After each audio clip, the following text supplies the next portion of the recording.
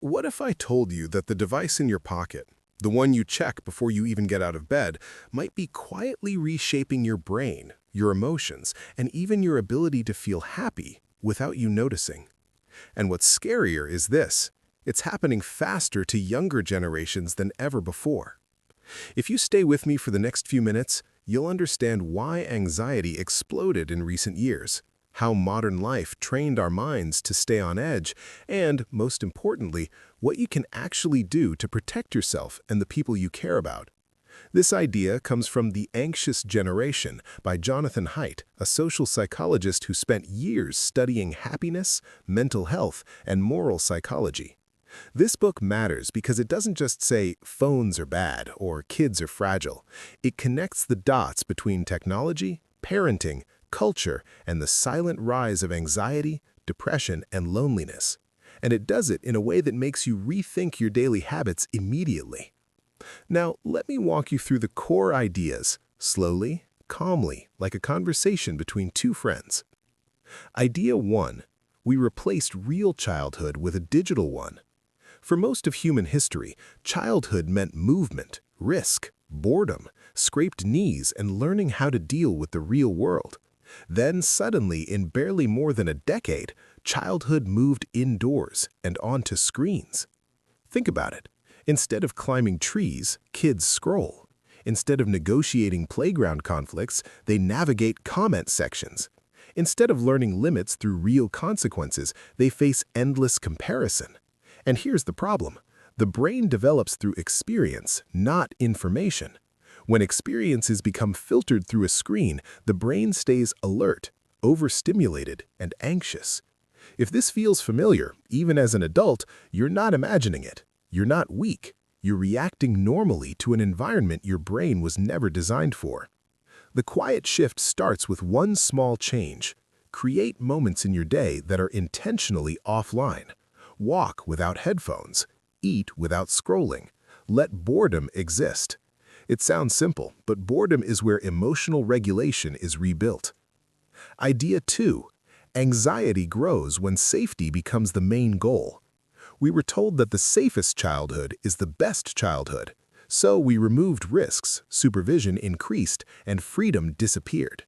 Ironically, anxiety didn't go down, it skyrocketed. Why? Because confidence isn't taught, it's earned through small risks. When the brain never practices uncertainty, it learns to fear it. You see this everywhere. Overthinking messages, fear of making mistakes, paralysis before simple decisions. If this describes you, pause for a second. You're not broken. You were trained this way. The shift here is subtle but powerful. Stop asking, "What's the safest choice?" and start asking, "What's a reasonable challenge?" Speak up once. Try once. Fail small on purpose.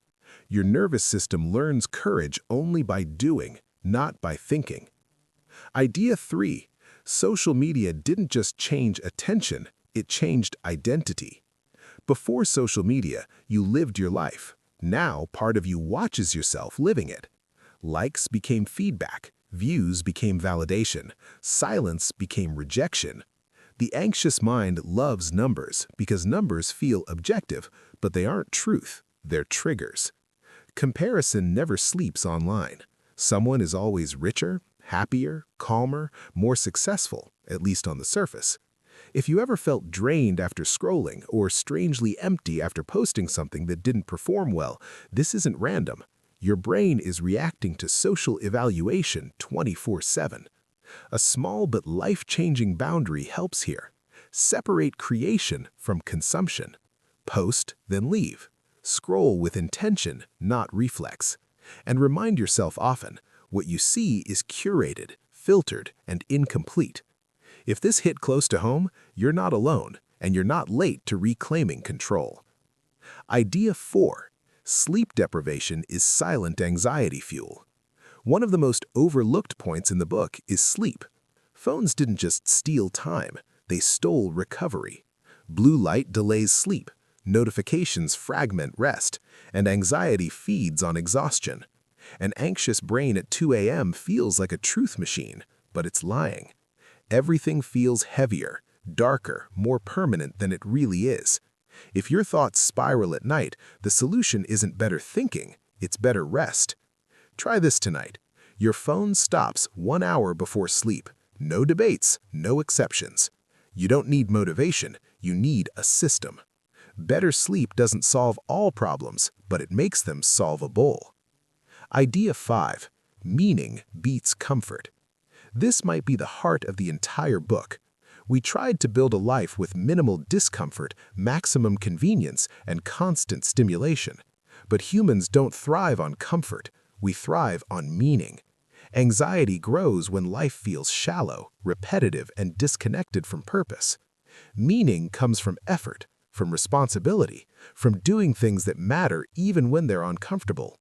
If you feel restless for no clear reason, if comfort no longer satisfies you, that might not be anxiety, it might be a call to growth. Choose one hard, meaningful thing.